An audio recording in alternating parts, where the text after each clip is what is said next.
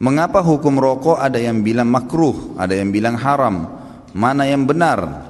Menurut anda kira-kira gimana? Coba, begini, saya pernah ceritakan itu hari.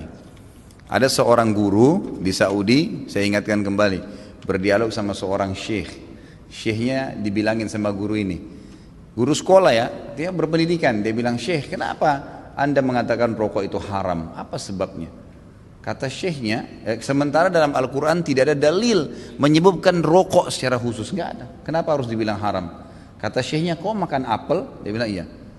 Kau makan jeruk? Iya. Baik, ada nggak disebut dalam Al-Quran apel sama jeruk? Dia bilang tidak ada. Baik, itu tidak ada, tapi boleh dimakan. Kenapa? Karena masuk dalam umumnya firman Allah, Allah menghalalkan semua yang baik-baik dan Allah mengharamkan yang khaba'ith, yang buruk, gitu kan? Jadi ulama mengeluarkan kaidah semua yang baik maka halal, semua yang buruk maka haram. Semua subhanallah yang haram itu pasti berefek tidak baik, gitu kan?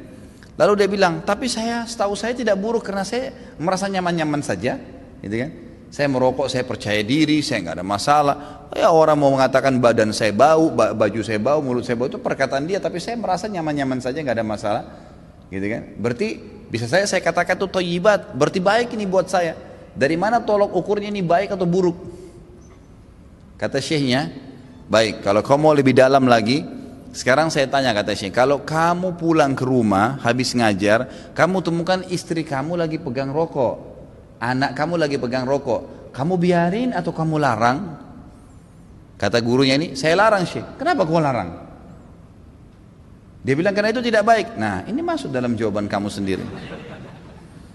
Kalau baik kamu biarin mereka merokok, beliin kalau perlu, sama-sama rokok ngepul di situ, gitu kan. Tapi enggak ternyata, gitu kan. Jadi lebih baik ditinggalkan, gitu. Jadi jangan berdalih kalau salah dan tetap dilakukan, akuin kesalahan.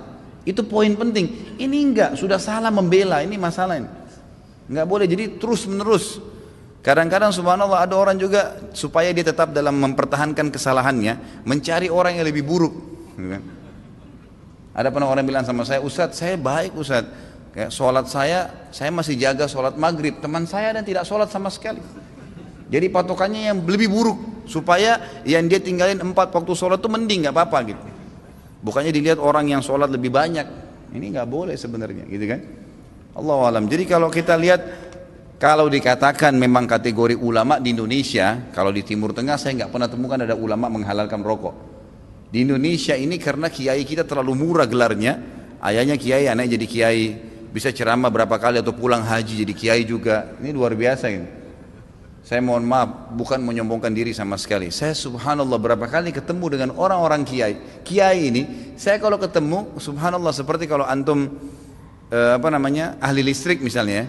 Kemudian ada orang datang ngobrol masalah listrik, dia nggak ngerti.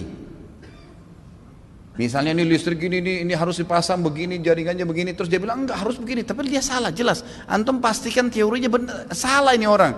Kita akan bilang kok ngawur ini orang ngomong. Subhanallah, di kalangan dakwah ceramah penceramah pun begitu. Saya heran dari mana gelar-gelar kiai bisa didapatin nih gitu. Baca ayatnya salah, hadisnya dikarang-karang, banyak sekali sudah kesalahan. Cerita dongengnya sudah tidak masuk di akal. Orang yang mati bisa hidup kembali lah, ini dari langit lah, ini macam-macam. Yang tidak masuk di akal, ini dari mana orang ini nih gitu. Ya, dari mana asal muasalnya bisa muncul gitu. Belum lagi yang sunnah Nabi SAW dilanggar, yang kukunya panjang, yang istri yang pakai jilbab, yang luar biasa. Makanya kata ulama, kalau kau mau melihat seorang alim, kau akan temukan kealiman itu pada diri dan keluarganya. Emang ada ciri di situ, istrinya, anaknya, memang ada ciri kealiman di situ. Ada ilm, alim kan itu maksud dari ilm ya. Ada pengetahuan agama pada diri mereka. Kalau enggak, gitu. Ada teman saya, subhanallah, bawa undangan pernikahan tamatan Mesir waktu itu di kota Makassar. Perkawinan saya nggak hadir, nggak sempat hadir gitu. Kemudian dia datang setelah itu berkunjung ke rumah saya, gitu kan. Datang ada satu perempuan bersama dia rok pendek. Lalu kemudian ini tamatan Mesir dan LC gitu. Jadi akhirnya saya ngobrol-ngobrol sama dia, ahlan akhi, baik gini-gini. Saya tahunya selama ini orang yang memang teman-teman ini semoga Allah berikan hidayah, malas sekali terjun di dakwah gitu. Jadi mereka pulang, mereka sibuk dengan bisnis tapi dakwah dilupain. Akhirnya tidak terbentuklah pribadi untuk berdakwah, intinya begitu. Terus saya bilang, mana Harim antum? Harim itu istri ya. Oh ini dia dengan malu nunjuk ini di sebelah gitu. istri antum ini Masya Allah. Semoga Allah kasih hidayah ya. Jadi bisa, kenapa nggak nikah dengan wanita yang berjilbab banyak, kesian ngantri, gitu kan? Ngapain harus ngambil orang yang tidak? Ya susah, jadi PR lagi ya. Tapi Allahu alam, ya masing-masing orang punya cara ya. Jadi kalau kita